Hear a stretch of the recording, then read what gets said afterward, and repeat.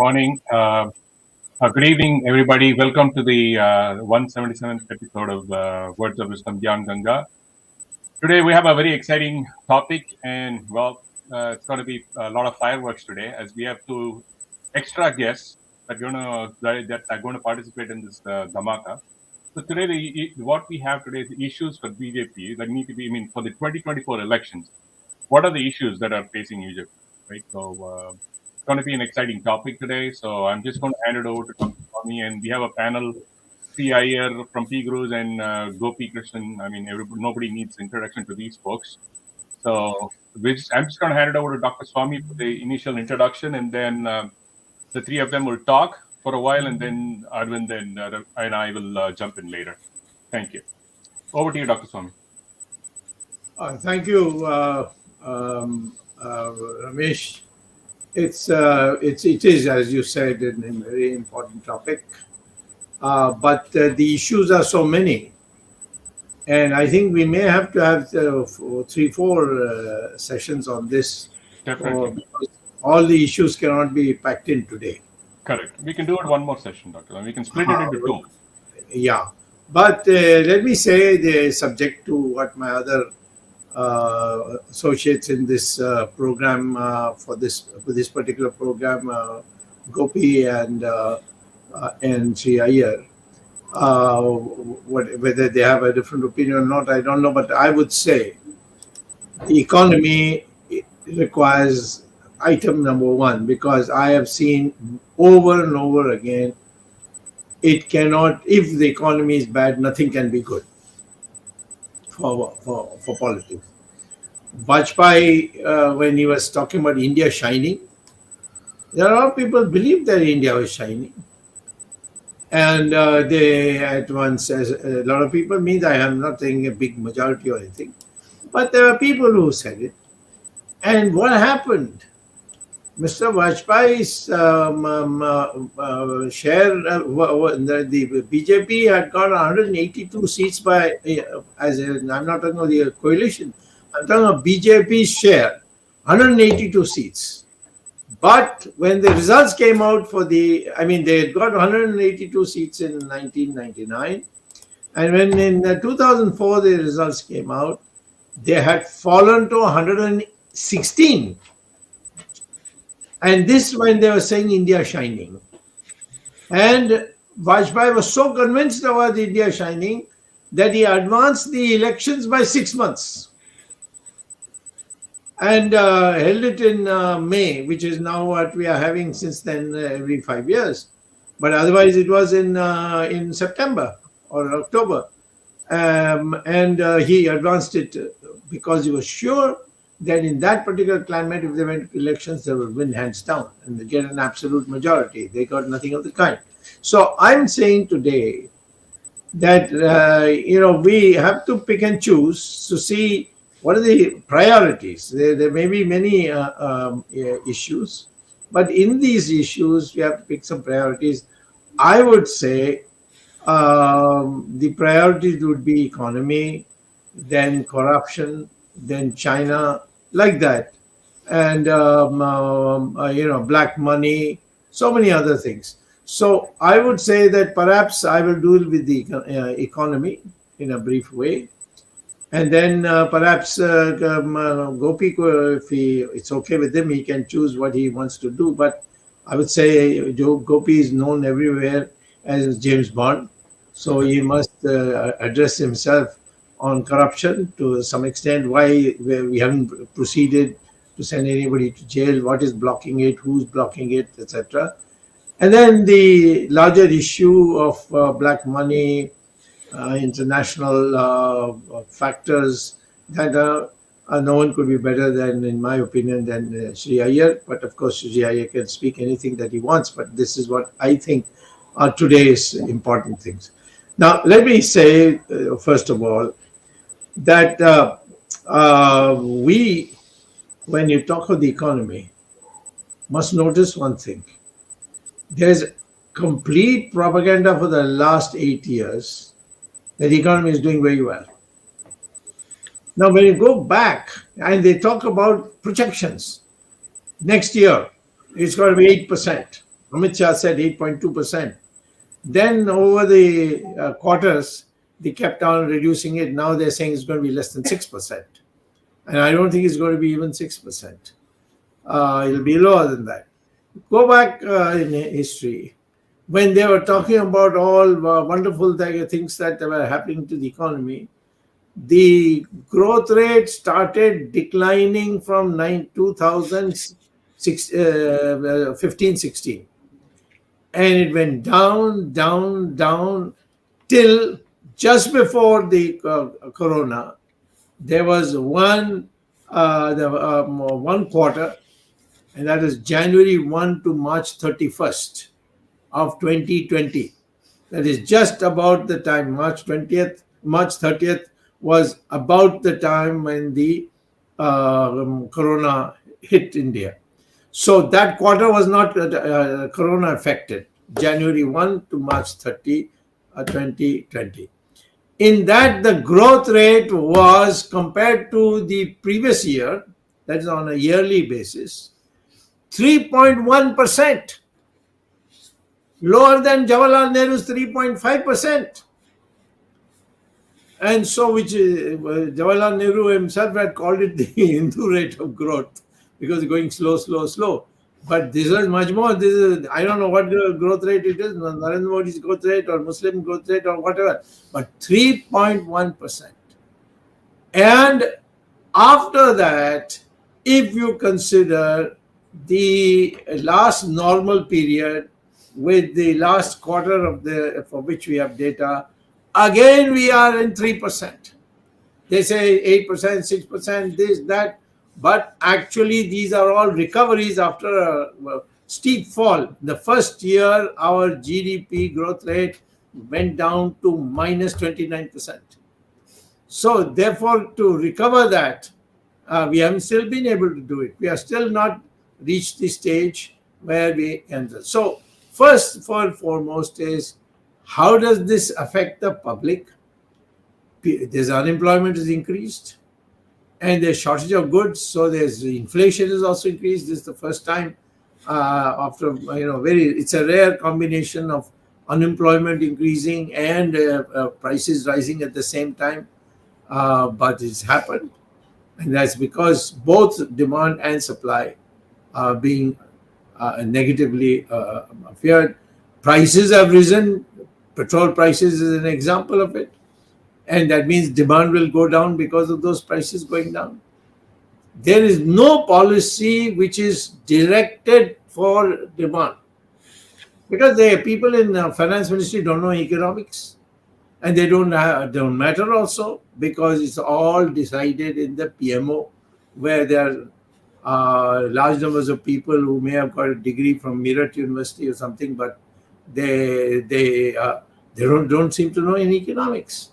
And Prime Minister, of course, doesn't know economics when he said, I will give you $5 trillion in 5 years, which means a growth rate of 15% per year.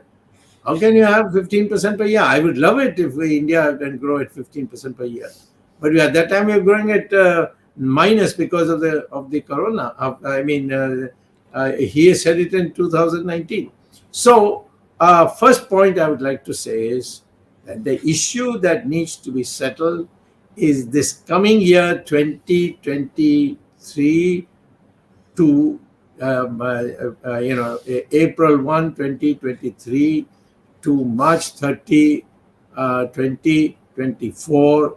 In that period, even though it may be just about a little before the elections of 2024, but that 1 year, we must achieve an 8% growth rate, for which the right policies must be followed. If you ask me, can we achieve 8%? Of course we can achieve. We can even achieve 10% growth rate. But it requires a different kind of policy. What kind of policy? It's a very big thing. But if you read my book, Reset, I have given you the methodology by which you can grow at 10% per year. So, first point I would like to say is that we have to, before we go to the elections, and growth rate of at least 6 to 7%, if not 8%, ideally 10%, Is it possible? In my opinion, it is possible. Second thing is, we have to, growth should translate itself into where it matters. Small and medium industries produce the maximum employment for the poor people of India, lower middle class, and so on. And they have suffered enormously because you had an idiot for Reserve Bank governor called Raghunath Singh. What is his name? Raghuram Rajan. Raghuram Rajan. Raghu Rajan something. So R3 we used to call him. He came with an agenda, it appears to me, because everything he did was to break the small and medium industry so that big industries can come in its place. And many of these small industries wound up. Their work was then taken over by big companies, which then subcontracted that. So we have to do that. And for that, what you have to do, you have to lower the interest rate. You know, the if you go to an American bank here, there are two Americans,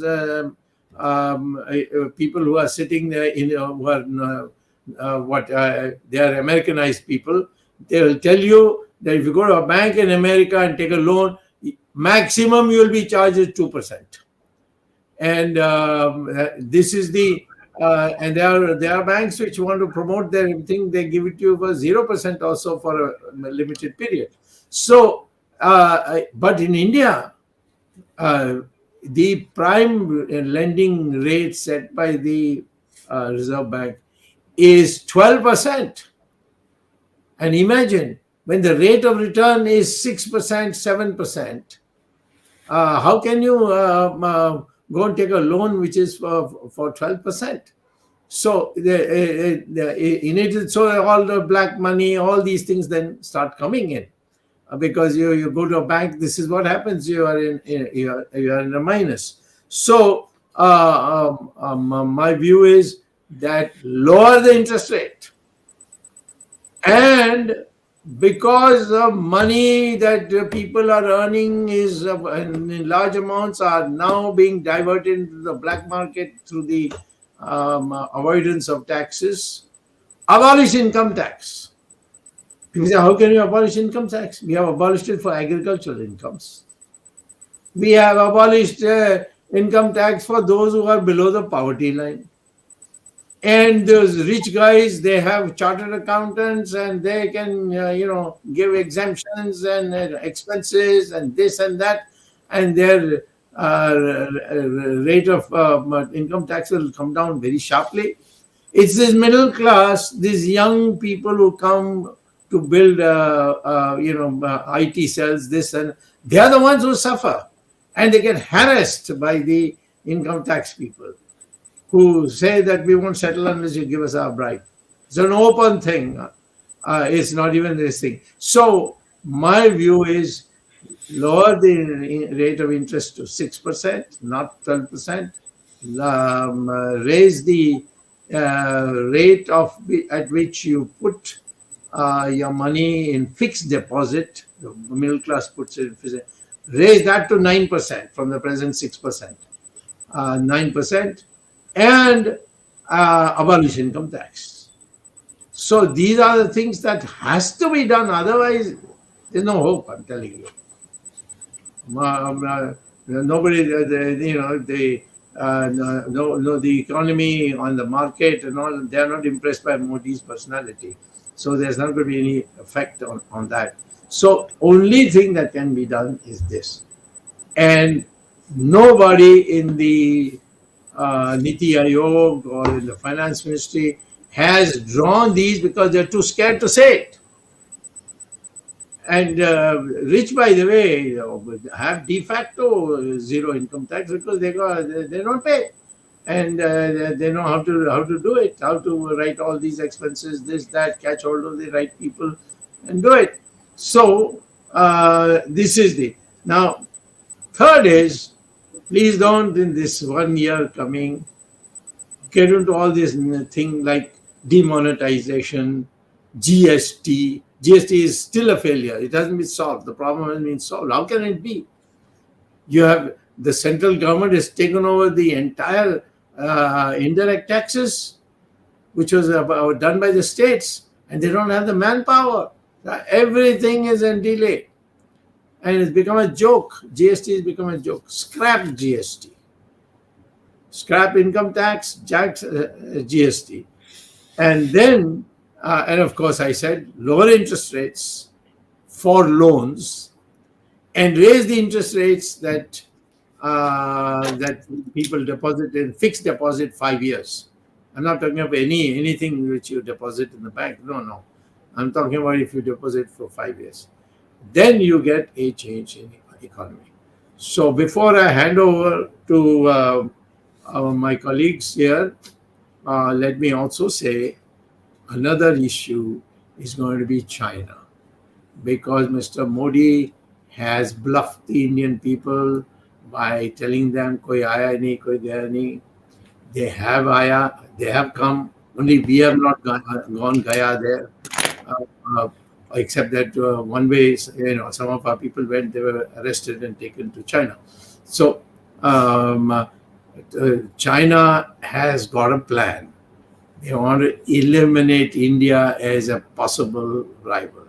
The only way they can do, which they succeeded for at least 2 decades after 1962, is to destroy the Indian reputation that these chaps are. And the way we have been keeping the truth from the people, the whole world knows that there is a special reason which has got nothing to do with strategy. It's nothing to do with some planning. It is something else which is, I can't say it in this program, which is making Mr. Modi not disclose that the Chinese have come and gobbled up Depsang and Galwan. Galwan, we fought, threw the Chinese down. Now they have all come back and they have captured Galwan because we withdrew. Why did we withdraw? Because Jaishankar had a deal saying for bringing peace. What peace? Peace of the grave. India can't have the peace of the grave. So China, if there is a big thing and it becomes an international news, public will turn against BJP. Because BJP has a reputation of being macho, and it turns out that we are pussycats. So therefore, these are the 2 things I would highlight as the most important. And I leave it to my 2 colleagues to tell me whether I've overstated the thing or they have some other view to agree with me. Over to Sree Iyer. I'll bring Sree Iyer. You want to bring Gopi first? Yeah, whoever wants to come first. Okay. So, okay. Toss up between you guys now, Sree and Gopi. Okay, I'll bring Sree in. Okay. Okay, shall I start? Okay, Yes. Go ahead, Gopi. Gopi, go ahead.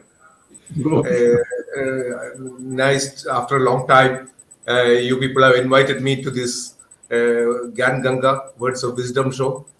And Dr. Swamy has rightly said that about the current BJP's government's problems are basically, it is economy. Then he's said about this Chinese non-action against Chinese infiltration and keeping silence about it. And as far as he's talk about the economy, the growth of the economy is also connected with the government's fight against corruption. Yeah. The growth of the economy basically, because you remember Dr. Swamy and we all started this 2G scam exposes, and Dr. Swamy went to the court, and there the Supreme Court has passed a law, passed a judgment, not only cancelling the licenses. Supreme Court also said that natural resources should be auctioned. UPA government went for presidential reference, and presidential reference under then Chief Justice Kapadia also said that auction, and it tightened it. Now the 2G spectrum auction, the government of India from 2010 onwards auction started, and government has got 6.5 lakh crore. Yeah. 6.5 lakh crore. And same it started in the coal allocation. But unfortunately, only Prime Minister in his speech and basically during election period speak about corruption and attack against corruption and other things.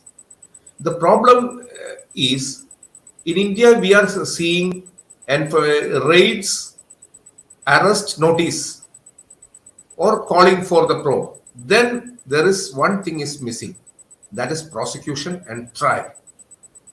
It is totally lagged from 2014 onwards. And basically now we are seeing ED going and other things is basically against on a political enmity. It goes to the non-BJP government states. Like Shiva Sena was split only due to credit goes to Enforcement Directorate's actions, and the corrupt politicians has to go to the ruling side and keep quiet. That happened in so many areas.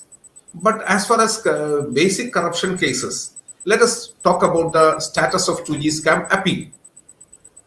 2017, there was a bad judgment. This was the first time a trial court judge writing against the spirit of the Supreme Court judgment on the same case. And CBI and ED promptly went to the appeal on 2018 March. Now it is going to be 5th year and 65 hearings has took place and nothing happened. The case has not even crossed the basic stage of appeal of leave to grant appeal. And in this case, the chief prosecutor is none other than the Solicitor General of India, who has also appointed a special prosecutor, SPP, and nothing happened. And I hardly seen him in the 2G scam appeal cases in the High Court. Why it is delaying? What kind of messages this government is going to give to the judiciary on its fight against corruption? Arrest and then bail. And there are so much delays are happening. And as far as call scam cases, a former CBI director was telling me,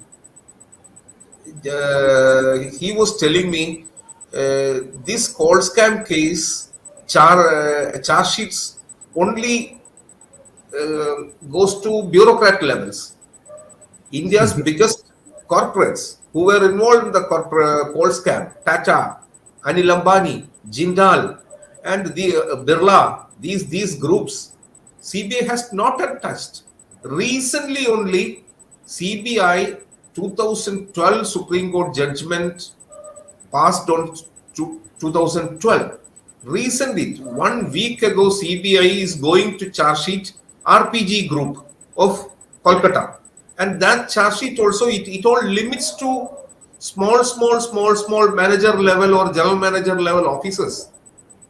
So, and this government, Narendra Modi government, that time under the influence of Arun Jaitley, 2018 diluted the India's Prevention of Corruption Act.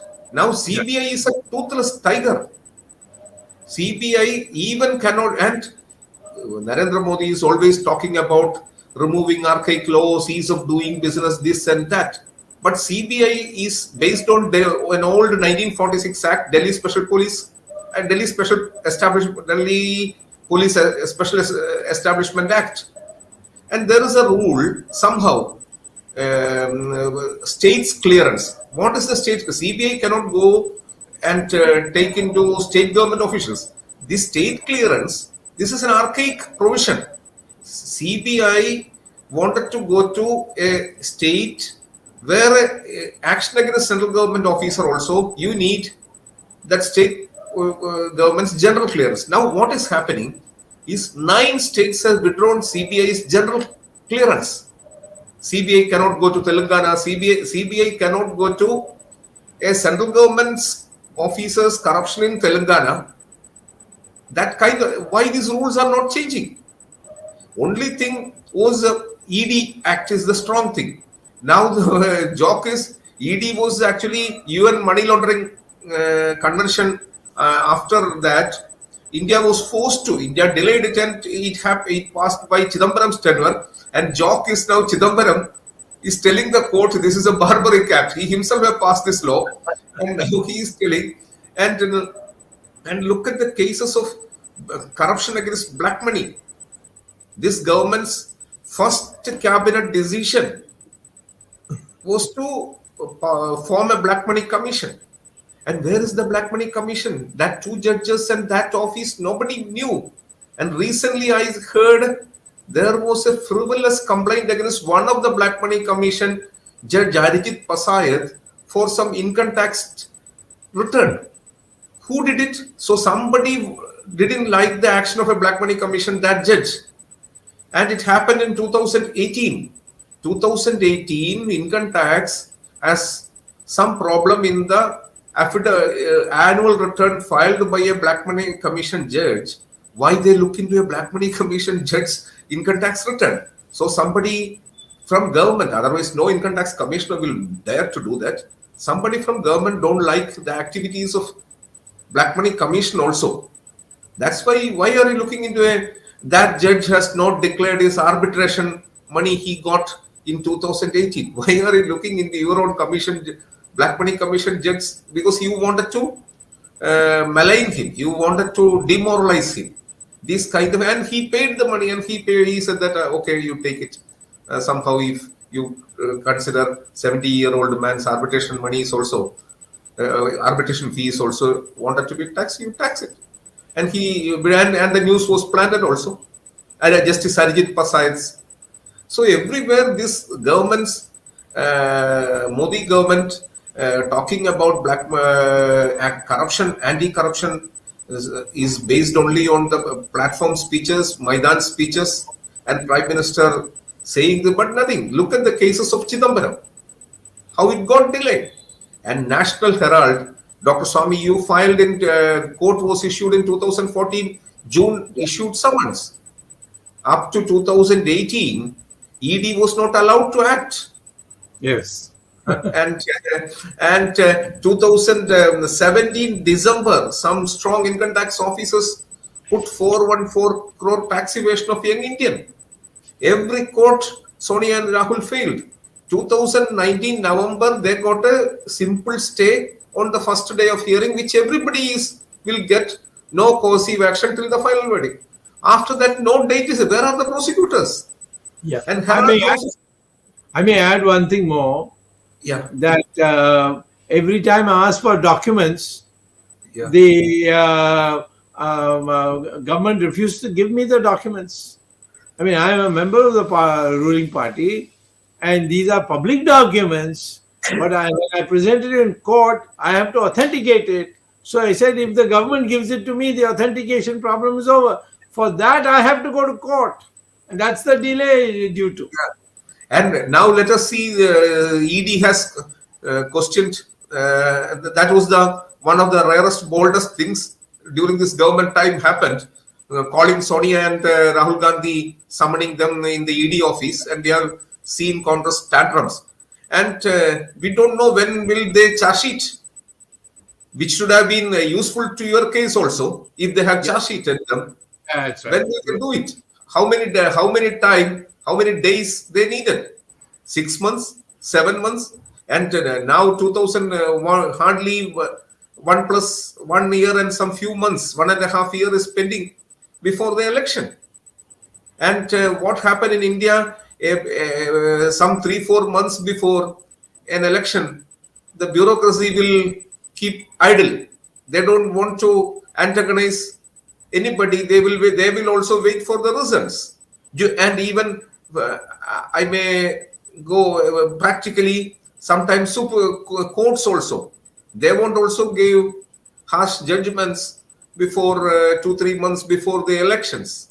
So we have seen this is the system of India.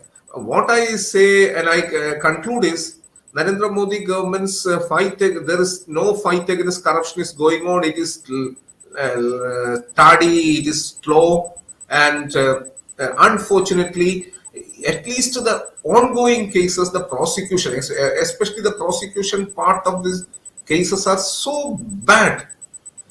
so bad. Our law officers are not at all good. One day, this Friday, in Supreme Court, that Naxal leaders house arrest issue, Solicitor General was could not make a difference between CPI and CPM. He was telling the judge, sir, he is staying in the Communist Party's library nearby home. And the judge was saying it's a registered political party.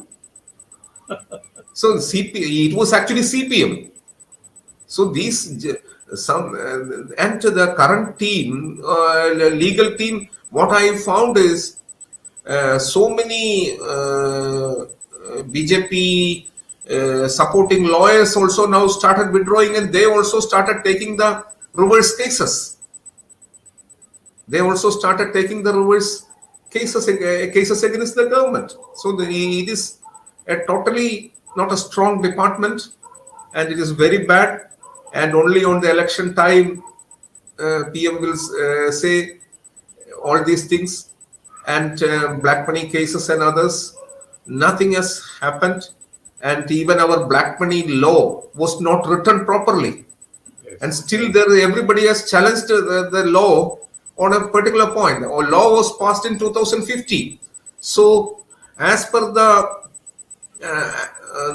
person's petitions, in case of Karti Chidambaram, in case of Anil Ambani, they are saying these are the funds and transactions in foreign accounts in 2012 and 13, but your law came in 2015 only. So how will you charge us? How will you send us notices? So legal drafting is also very bad.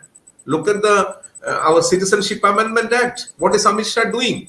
2019 Act was passed with much brouhaha, and you have not passed the basic rules of the Act, and you have asked 7th time extension. This December end, that 7th extension is 3 years you need. All these things. So these are the conviction and courage of conviction, and the precision in acting is lacking from this government. Whether I don't know. And as far as 2G appeal, why they're delaying? 2018 submitted appeal. Why delayed? These are all the questions. I think they have to answer all these things. Well, when Rajnath was the Home Minister, he sent a notice to Rahul Gandhi to explain my documents that he was a British citizen also, and therefore disqualified under the Indian Constitution to be an Indian citizen. Yeah. And to date, Rahul Gandhi has not replied. And it is a self-declared. It is not somebody found. Yes, right. It is his own signature. Because he was. And it is self-declared, and credit goes to our Ramesh. He actually found it from the British registry. Yes, that's right. The British Ramesh did it. I didn't want to get him into trouble, so therefore I didn't mention it. No, he won't be. But see, it's open secret, Dr. Swamy. Who is to ask Mr. Rahul Gandhi, did you sign this or not? And then have the signature checked. And he's out. He's no more citizen of India. But Mr. Amit Shah refuses to send him the follow-up to Mr. Rajnath's notice. And Dr. Swamy, I came to know Rahul's reply was so evasive. He says, I think those days it was written by Kapil Sibal, drafted by Kapil Sibal, to Parliament as well as MHA. Rahul's reply was, nobody can doubt his Indianness. Nobody can doubt his Indianness. That is the kind. It is for it is his own certificate. He has to say this is signed by you. Like his, I think one day Jagdish ji went to London and get his Barclays Bank account. Yes. The name of Raul Mincy. Yes. And it is a clear case of Black Money Act. Yes. I think there is a thinking in BJP level saying that let Rahul Gandhi continue. It is good for us. This is the awkward things. Same thing that Vajpayee thought about Sonia Gandhi. Yeah. And if she is the leader of the Congress party, he will have an easy time. And he lost and she came to power. Sorry for interrupting you. But And sir, as you earlier you spoke about the economy, let me say one point, not the corruption part, the price rise, sir. It is not manageable for a common man. The price rise is going on, and common salaried people, it is a very tedious for the life in India. Their savings are lost, and there is a lot of unemployment going on in India, and salaries cut during the COVID, illegally cut during the COVID, has not reback. And so these problems, I don't know how this government will going to tackle. And I'll tell you a small, I am ending. In Delhi, yesterday only the Delhi government's power subsidy registration scheme ended. In Delhi has 60 lakh power consumers. 60 lakh means around 3 crore. One subscriber means 4 or 5 people. 60 lakh consumers are in Delhi, but 37 lakh applied for subsidy in Delhi capital. So this shows this is an alarming thing. BJP is still ridiculing freebies, this, that. And another thing, sir, during COVID, Government of India, they have done it good. During COVID, Government of India come out with a free rations scheme, which is still continuing. 80 crore, according to government's press relation bureau's press release, 80 crore people. India is 137 or 139 crore people, but 80 crore people are the subscribers of free ration. So what you said, this economy, the poverty, unemployment, and the price rise is affecting only the people in the stock market. And this Indian stock market is a nonsense. During COVID, when lockdown happened, Bombay Sensex was 32,000. And during lockdown, when nothing is working, India's stock market crossed 58. So it is P-notes, black money, all these things, and this government also enjoys. What I found is the same P-note. Earlier it was blessed by Chidambaram. Now it is blessed by someone powerful in this government. It is there, and it's not a good picture. So I hand over to you, sir. Gopi, so when you said P-notes, somebody powerful in this government, so you're not mentioning the finance minister. So I'm obviously inferring something from that. Anyway, with that, we should be to the ladies. Yeah, no, only inference is that she's nowhere in the picture except to sign the file. Yeah. Okay. With that, I'm going to switching to Sree Iyer. Always a pleasure to be on VHS platforms, and I'd like to start by sharing one graphic with your permission. You've already got it up there. So I'm just going to look at, this is per capita GDP of India. And if when Narendra Modi took office, that is 2014, it was 1.57K, that is $1,570 per person. And now it is at 2021, 2.28. So approximately the change is about 0.7 dollars per capita, and this works out to a growth of, because I'm looking at 7 years, so you're looking at a growth of perhaps 5% or so, 5% year over year. So I'm looking at the entire Modi period. How long?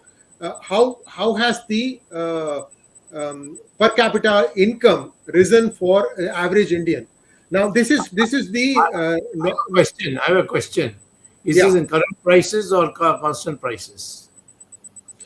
This is a nominal GDP compared to the nominal means you haven't divided it by the price rise. You see. So this is that would be even worse than what you are showing. Yeah, so I'm just agreeing with you, sir. I mean, there are if I do the division, it's only like 5% growth every year over year. The economy I'm looking at from numbers point of view, We have done a growth of 5% year over year. Now, the challenge before Modi government, in my opinion, is not corruption. It is not China, but internal security. I believe, and I could be wrong about this, that India is unable to keep the flock together as a country. That this internal security has taken the front and center in terms of trying to just keep things to a point where the government is completely consumed, just making sure that things don't go out of control. I'll give you an example, Dr. Swamy. Look at what happened in Coimbatore. That Coimbatore terror blast, that happened after 10 days after the PFI rank and the top leadership has all been taken in. And they wanted to show that nothing changed. And it is, divine luck that this thing went off and only one person died. The plan was to attack like 7 different places, 7 different temples on Diwali day. So, and yesterday, Mangaluru, another accident. So my point I'm trying to say, sir, is there are only so many problems to deal with in a given period of time. And I think the government is consumed by just trying to make sure that internally the country is secure. See, if you're not together as a country, then the other things become a little bit of, of course, China is intruding on one side. You have the problem of corruption.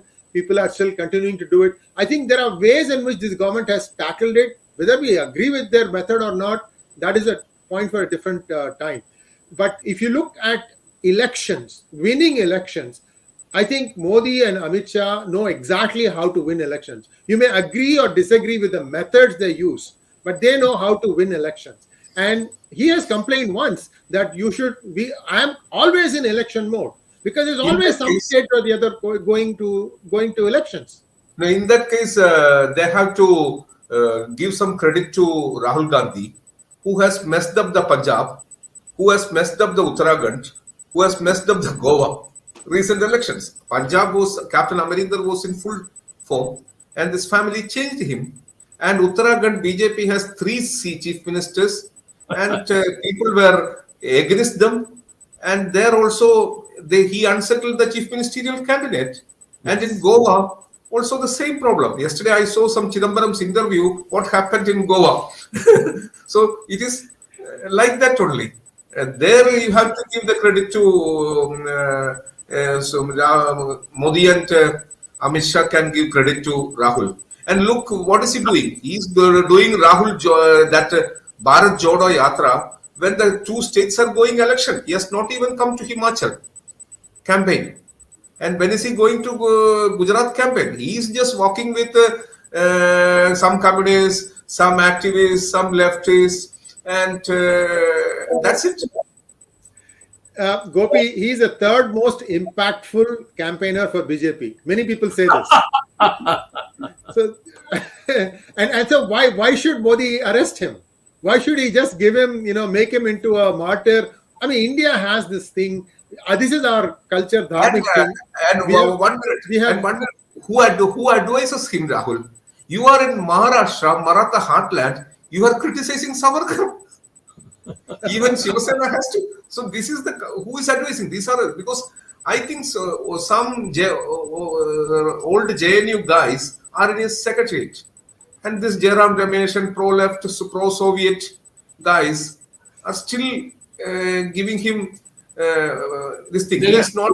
Let him finish. Let me finish. I was going to say, Gopi jumped in. You're eating my time. Let me finish. So. Yeah. Dr. Swamy and viewers, my concern is law and order. I think that is the biggest concern. That's what is the thing that I think this government hasn't done up to the mark. Because if the center doesn't act in a decisive manner, it cannot tell the states to act in a decisive manner. Whether it was the Delhi riots or the Shaheen Bagh or the farmers' agitation, where you have to, this is all Amit Shah, this is center. They needed to set the reference saying that, look, you have to do these things right. This is how the law of the country will be followed. Instead of allowing some miscreants to climb up the Red Fort and plant a flag and then acting, Dr. Swamy, about 40 or 50 policemen died. I mean, not died, but they had broken legs and things like that because they were forced to jump into a moat. in the Red Fort area when they were Yes. trying to contain the crowd.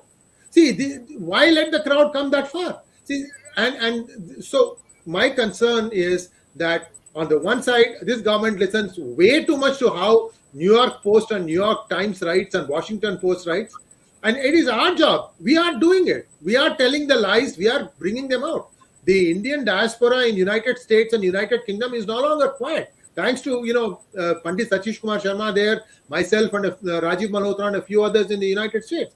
We are bringing them. We are holding them to responsibility. That we are saying, look, these are all lies and so on and so forth. So this government needlessly gives too much credence to what the West thinks and what especially the Western media thinks. It's got a problem on its hands.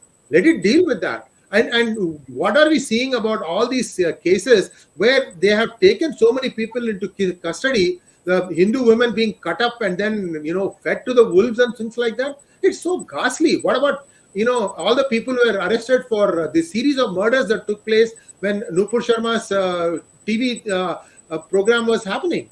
After that, the Kanhaiya Lal and all those people, why can't those people be given swift sentences? Dr. Swamy, in my opinion, this government needs to completely close all madrasas and then start from, okay, if you want a madrasa open, these are the rules that have to be followed. Just like the way Italian Prime Minister has done in Italy. There is, in fact, India should have jumped on it right away and done it right then and there. Why I say this, sir, is many are growing up with the thing that it is right to hate the Kafirs. It is right to kill the Kafirs. You can't have 200 crore people sitting around you thinking this is what I'm going to think. I think this is the biggest problem, and I don't know why they are not acting on this, sir. I have said time and again that this is a huge problem. After the book came out, Who Painted My Money White, it's now out in the open. There is a lot of money flowing around. So today I'll give you some facts. The 2,000 rupee note, I don't think the Reserve Bank is printing it. So basically they have demonetized it in a way that is quietly, just taking it out of currency. If the circulation is, whenever no new notes are being printed, my opinion. Because you go to an ATM or you go to a bank, even if you withdraw 1 lakh cash, you only get 500s and 200s and so on and so forth. So the government is aware that this 2,000 rupees have to go. Now, what is happening, this is what I've heard from people, that now instead of smuggling in fake currency, gold is being smuggled in with connivance with customs officials. I believe 100 customs officials were transferred in Kerala airport. There are 4 international airports in Kerala. And then there is one in Mangaluru, which is just across the border. And there is Coimbatore, which is also just across the border. And you go there on the Gulf flights. Oh my God, the crowd that comes to these things it's scary. And this is a well-oiled system. Now they are smuggling gold. And when they give the gold to the jewelry shops where the actual retail jewelry is made, they all insist that they be paid in 2,000 rupee notes.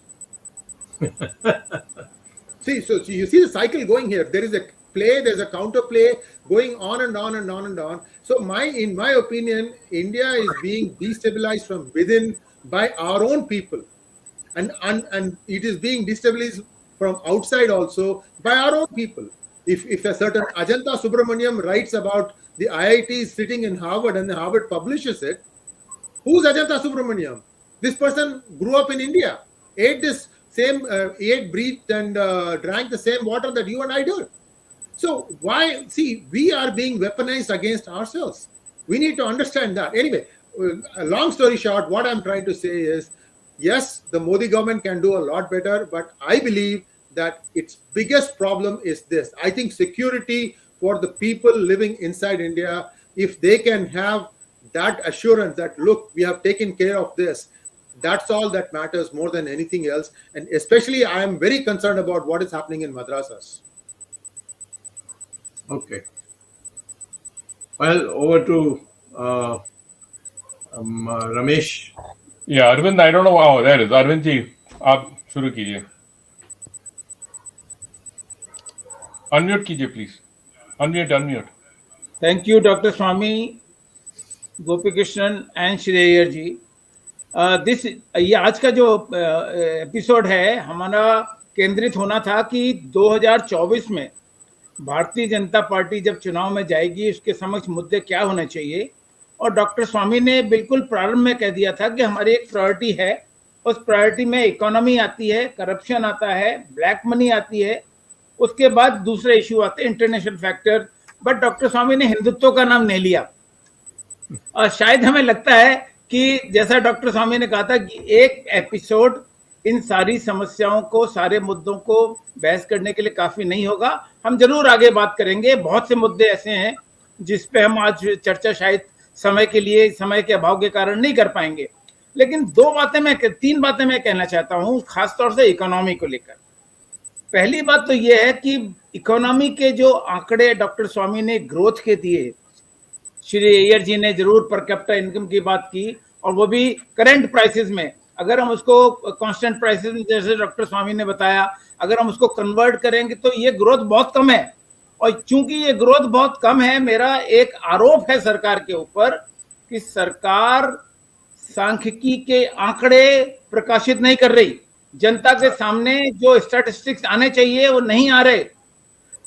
आप unemployment को ले लें, unemployment का rate official कोई rate नहीं आ रहा सरकार की तरफ से। सरकार के सारे जो आंकड़े अनएम्प्लॉयमेंट के आने चाहिए उन पर रोक लगा दी गई है।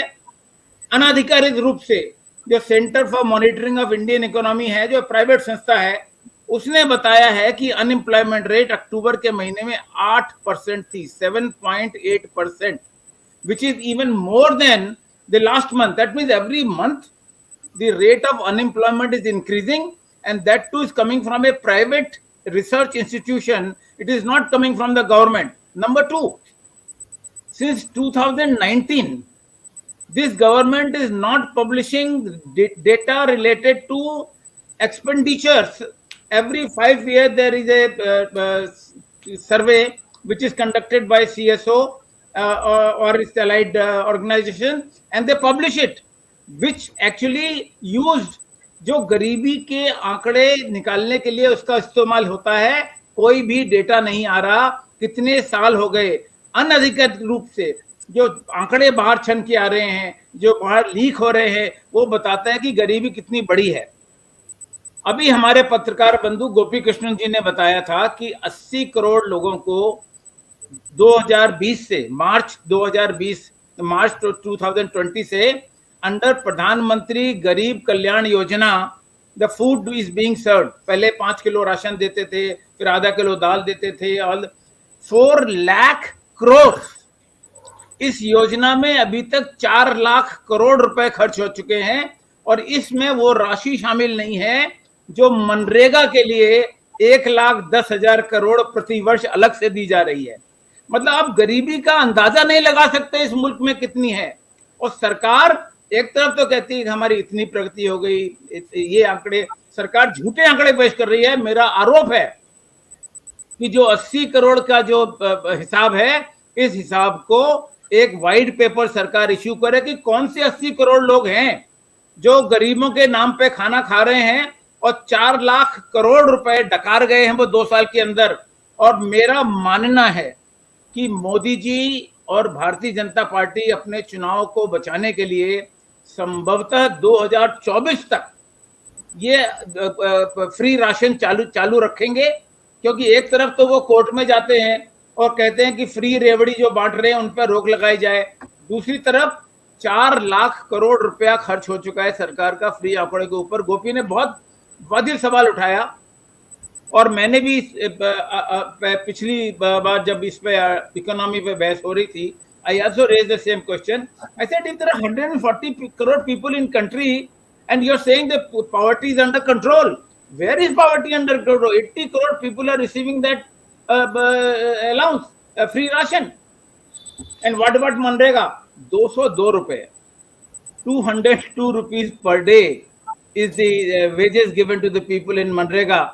Whereas in Delhi alone, if I give you an example, the per day the minimum wages is more than 1,800 rupees. Sorry, 800 rupees. Now 800 रुपए, हालांकि कई प्रदेशों में ऐसा नहीं है, बट अगर आप मिनिमम वेजेस की बात करें और जो हम मनरेगा में दे रहे हैं, इट इज ए पीनट, और वो परिवार में एक आदमी को मिलता है, साल में 100 दिन के लिए मिलता है। 100 दिन के लिए 202 रुपए देने से आप किसी परिवार की गरीबी को नहीं छुपा सकते, उसको गरीबी की रेखा के ऊपर नहीं ला सकते, जबकि उल्टा हो रहा है। Last 2 years because of COVID, 100 million people have gone below poverty line. They were above poverty line earlier and they have gone below poverty line. What is this happening on economy in the country? And nobody is questioning this. Unfortunately, our opposition is so weak. They have no issues to talk about. Whether Rahul Gandhi does Bharat Jodo or whatever,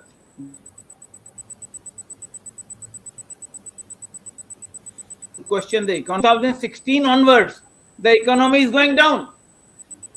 It is now 6 years. Last 6 years it has gone down, and we have not had any explanation from the government. So this is the issue people are going to ask in 2024. People are being pinched. People are being affected. Middle class is being crushed. The poor people is eliminated. If that is so, unfortunately, if the opposition was strong, perhaps this government would have been wiped out in 2024 or every election. But unfortunately, they are succeeding election after election, and this is why they are brazen enough to say that we have done this, we have done that, and we have done that. Or you need an Dr. Swamy, opposition. आप नहीं समझते कि गरीबी एक बहुत बड़ा issue होना चाहिए? नहीं, मैं कहता हूँ कि आपने जो अभी बात की थी विपक्ष के बारे, मैं कहता हूँ कि फिर बीजेपी ही पार्टी के अंदर विपक्ष को पैदा करना चाहिए ताकि लोगों को लगे कि भाई in fact there should be a party. Economy का सवाल नहीं है। दूसरा सवाल, अगर हम हिंदुत्व की बात करते हैं तो कितने लोग हैं भारतीय जनता पार्टी में जो हिंदुत्व की बात करते हैं? हिंदुत्व के नाम पे 2014 में वो सरकार में आए थे, और मंदिरों के नियंत्रण से लेकर the control of the temple is one issue.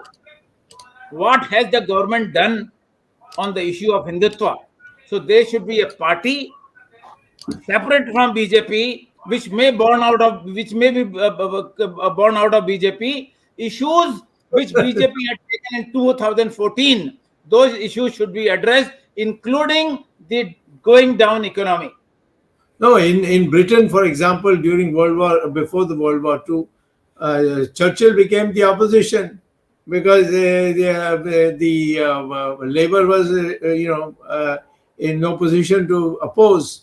So therefore, his own party, Conservative Party, the Chamberlain was the Prime Minister, but Churchill continuously kept hammering, Hitler's a danger, Hitler's a danger, and ultimately that is what saved Britain. So I think, we should not hesitate when we find the policies of the government, because the party is not the government.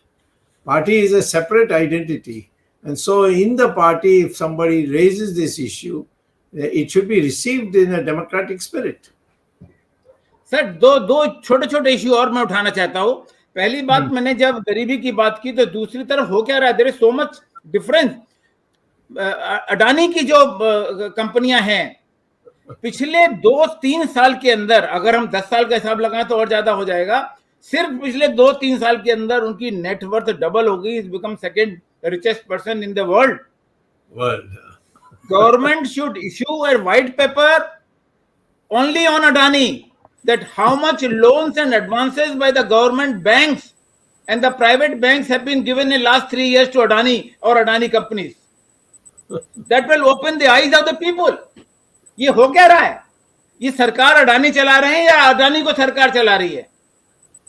So this is so much favoritism. एक तरफ आपका, तो जब कोई लोग ये बोलते हैं कि 2 लोग सरकार चला रहे हैं, 2 लोग देश को बेच रहे हैं, 2 लोग देश को खरीद रहे हैं, मुझे नहीं लगता इन आरोपों में कोई भी झूठ है. यही हो रहा है. मैंने एक का नाम लिया, दूसरे का नाम लेने की जरूरत नहीं है, सबको पता है. दूसरा सवाल जो मैं छोटा सा उठाना चाहता हूं before we conclude the programme और get to Gopi and Shri Iyer also, that is how much government is spending on advertising. There was a question by Badruddin Tayyab or Assam MP in Parliament, and Anurag Thakur replied in saying that 1700 crores has been spent by government on advertising alone. तो ये government, अब आप केजरीवाल को दोष देते हो कि केजरीवाल ये भी करता है, केजरीवाल वो करता है. अरे 1700 crores in 3 years per day to more than 2 crores.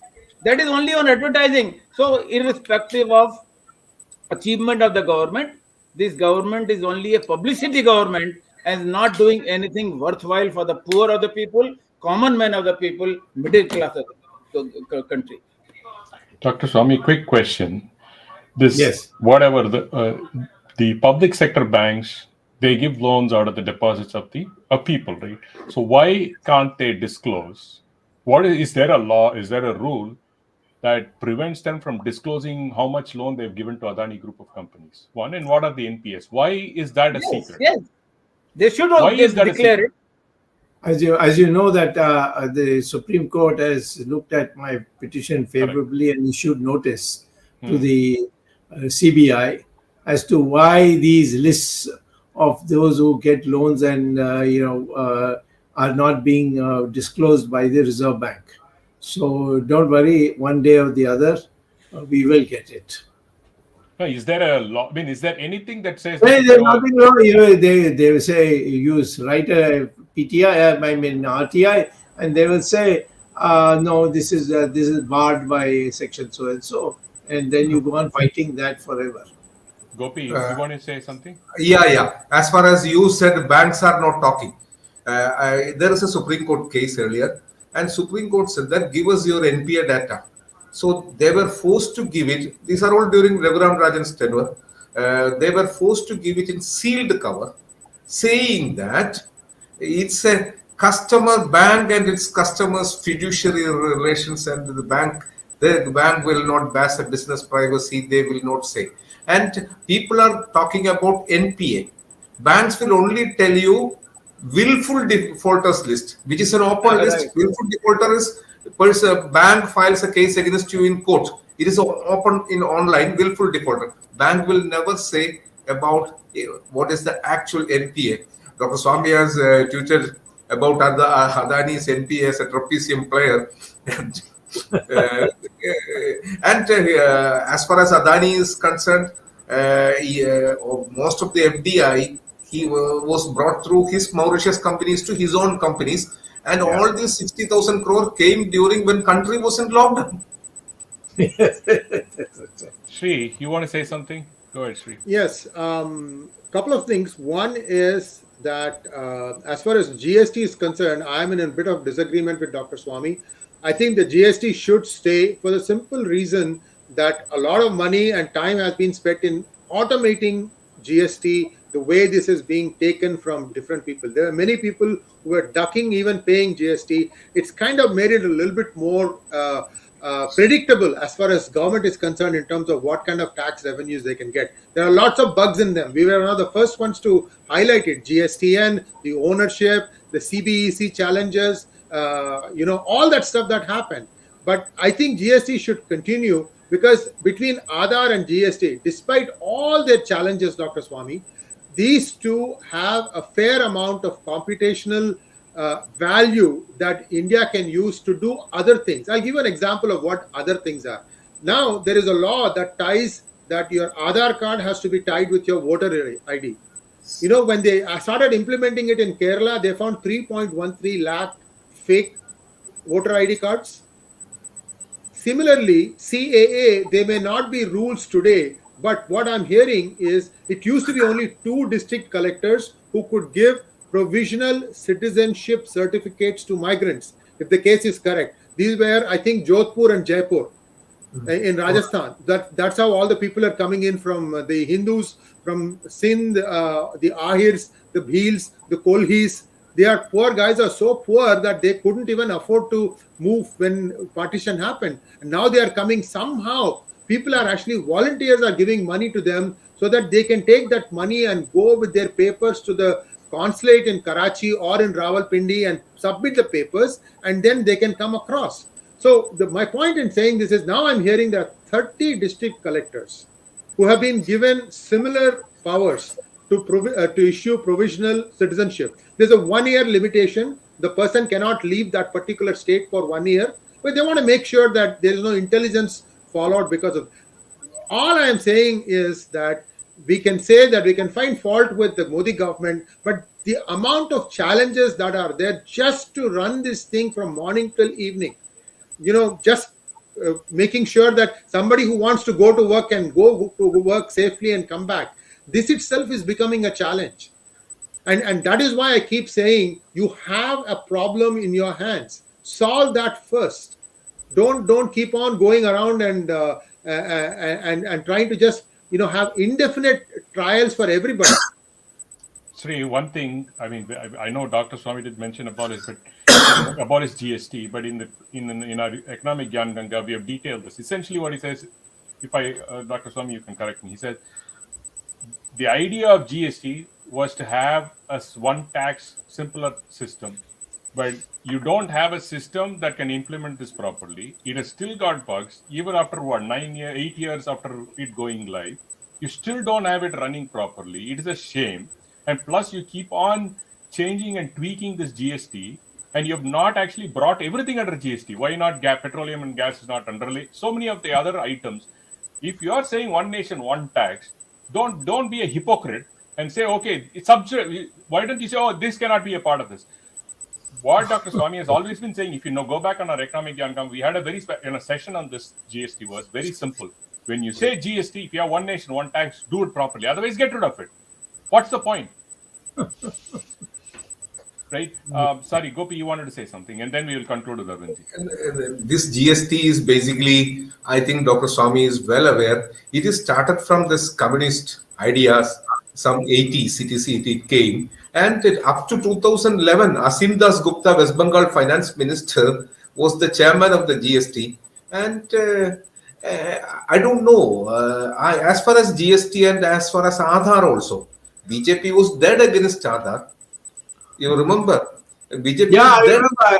May I add to your point, saying that Modi, as chief minister, said, "I will never implement it in Gujarat." Yeah. Aadhaar and GST, BJP was dead against. But the same BJP simply, I think there is some other, I may say US forces or somebody must be controlling the government, this government also in this case. Because GST and Aadhaar were always objected by BJP. And Anand Kumar, who fought against Nandan Nilekani, said that when our government came, we will put it in the sea, this Aadhaar. And Aadhaar was actually implemented in an illegal way by UPA government without a law. And as far as election thing and other thing, see, Aadhaar is a good thing. Government can check. But now the Supreme Court has made it very clear. In election also, you cannot implement Aadhaar. You cannot deny anything. But if you go for a government subsidy, you should have Aadhaar. Because government wanted to. Only for that thing only, Supreme Court has clearly. Election, it is not mandatory, but those who want it. And in Indian election, basically, duplicate comes. Basically, a girl in a house, she became 18, she became a voter. And her marriage must be in 25 or something. So when she goes to married home, there also she becomes voter, and she is not cancelling here. So and these earlier also election commission will do a normally home to home checking is there. I will tell in a home to home checking, Kerala election has cut down my vote in Kerala when I landed in Delhi. 2009, 2008 I landed. 2009 election when I landed to vote in Kerala, my name was not found. So the rules are there, and Aadhaar is fine. There is somewhere it is there, but as for this coming to this government GST, they were dead against, and all of a sudden they opted Sabke Saath, Sabke Vishwas. I always have a doubt on that Sabke Saath, Sabke Vishwas with whom? Yes, Sabka Kaun hai is Modi government is always a doubtful. Okay, Sree. Yeah, sorry, Dr. Swamy, we just have a few more minutes. We'll I have a question before this August panel. when the China challenge became a reality, like in 2020 onwards, India has been constructing roads at a furious pace along the border. Was this money budgeted? My answer Yes. is no. I don't think it was. So where did the government get the money for that? No, but it must be budgeted. How? How? You I didn't think know Dr. that they were Swamy- going to do it? No? I think No? Dr. Swamy can answer that. Even No, intelligence. every government has money which is not come through the budgetary process. It's not a very large amount. So I think whatever is spent, I think was capable of being produced from a fund which every government has. For example, when they bribe somebody in some other country, that cannot come through the budget. Yeah. It Intelligence cannot be. bureaus, secret Huh? funds, IB secret funds. They have that. So So I am sure that if we did a probe, you will find that the government has used that special fund. And the reason I brought that up is that I having tell something you like because GST gives you some idea. Uh-huh. Well, I was when Chandrasekhar was prime minister. We were in a very very tight situation, and of course later on, Yashwant Sinha went and mortgaged the gold, which was a dastardly thing to do because it was not decided by the cabinet. It was decided by Mr. Yashwant Sinha, and there are lots of stories around that. But anyway, when it came to when we came to power, we had this issue, and we were about to default on payments of imports. At that time, we did use this money. Okay, Dr. Swamy, quick thing before we conclude. I mean, one comment from one of our viewers saying that income is also taxed and expenditure is as well through GST. Health insurance premium, hospital bills Income are tax taxed. has to be abolished. Personal income tax has to be abolished. No, Sree, the question. thing is, It's when you very said about unfair. GST, right, it's not fairly put. Like, for example, every other professional fees is taxed, but not the lawyer advocate fees. Is this nonsensical, the way they've implemented this? I agree with you about GST not being applied on liquor as well as petroleum. I think what had happened was, like when they were trying to get some consensus, all the state governments who basically are running deficit budgets, they said that if we bring this under 28%, which was the maximum slab that they are all agreed to, that basically we are going to go bankrupt. And then they said, okay, fine. That is And exactly this what Dr. Swamy said. Why 28? Why is this nonsensical number 28%? Look, We started India off is with a 14. syncretic. Listen. India No, is a this syncretic is country. going to be a big No topic. two people will agree on anything. Yeah, I think we got, okay, Sree, I think he's Yeah, there should be a debate between Sree Iyer and people like myself on this question: is GST legitimate or not? And I don't think this is an ending. I'll say that we don't have the staff to replace the state government staff for collecting sales tax or excise tax, income indirect taxes. And there are a lot of problems. I don't want to get into this because if I contradict Sree Iyer, then Sree Iyer will have another argument again. So it will take a long time. Let's have a special session. Okay, sounds good. Sounds good. But today, I don't think we are already long past the time of 9 o'clock. Yeah. So I think if you all agree, we should. We'll close. Arvindji, please continue. Thank you, Dr. Swamy. As you had said in the beginning, the time is not sufficient to discuss all the issues which BJP should take to the people or issues BJP should address before 2024 elections. And we concentrated more today on economy, but even economy is not complete. Maybe we'll have further sessions. एक जो issue रह गया है, even I wanted to raise this issue, but time is short. I'll not raise it today. Maybe some other time. FDI जो हमारे यहाँ आ रहा है, गवर्नमेंट बहुत क्लेम कर रही है, बहुत अच्छा FDI आ रहा है, बट वो FDI जा कहाँ रहा है, किन क्षेत्रों में निवेश हो रहा है, क्या उससे कोई गरीबी की रेखा के नीचे जो रह रहे हैं या मध्यम वर्ग है उनको कोई फायदा हो रहा है क्या? This is a very important issue and I think government should have a policy on FDI. We'll discuss in some other episode, especially when we talk more on economy. Thank you, Dr. Swamy. Sree Iyer ji, आपने बहुत महत्वपूर्ण मुद्दे उठाए, and maybe on GST we'll have some other day, some other debate. And thank you, Gopikrishnan ji.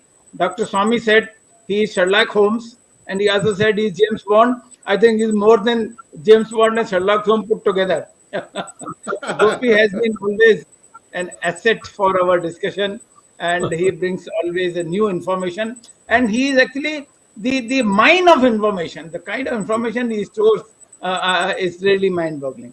Thank you, Gopi. Thank you, Ramesh.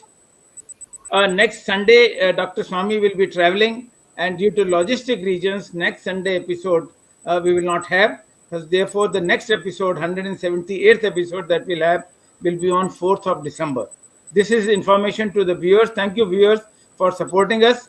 Thanks the technical team led by Ashish Shetty, Gadgi Rakesh, Ishwar Iyer, Swaminathan, Tejas Navalgul, Vishal Mehta, and Ajesh Nair. We will be meeting again on 4th of December in an episode which will bring a fresh topic, Dr. Subramanian Swamy, and maybe some guests. Till then, Namaskar, Jai Hind. Jai Hind.